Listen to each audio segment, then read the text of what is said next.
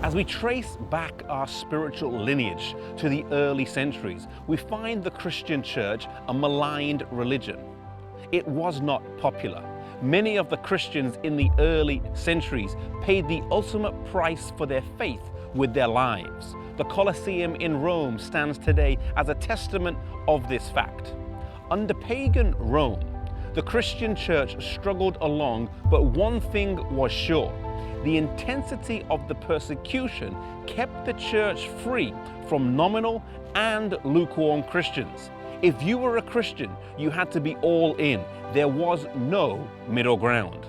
But in the 4th century, an event would come along that would change all of that dramatically. The conversion of Constantine changed the course of history for the whole of Christendom, and the roots of that come down here to York, England.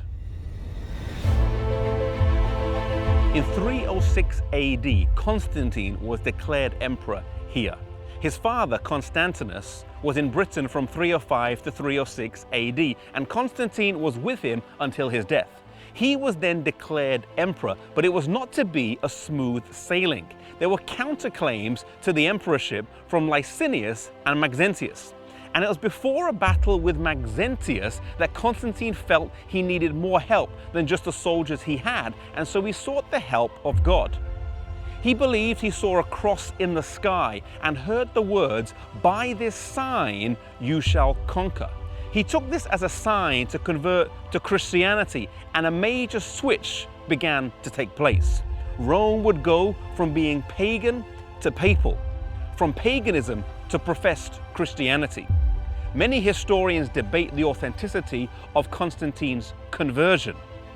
Was it a deep-rooted biblical conviction, or was it a political ploy to keep a divided empire together? One thing is sure, though, that after his conversion, practices crept into the church that previously had no place there. Temples that were pagan were changed to Christian. The Pantheon in Rome was changed into a Christian church, and the names of gods were changed to Christian saints. For example, Jupiter became Saint Peter, and the list goes on.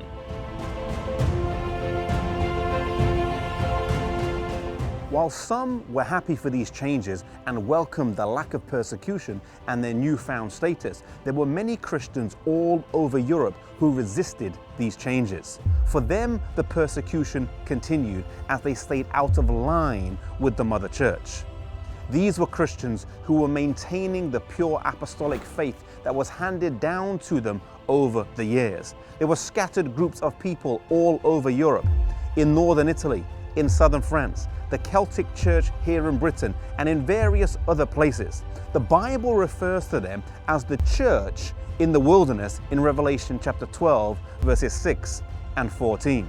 They were not always the biggest, they were not always the largest, but God would always have a people that were true to Him and that were faithful to His word. And so from this point on, 2 branches of the church would emerge.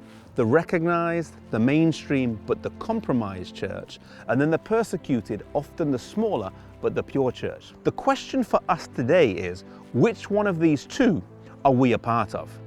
May we never compromise truth for popularity.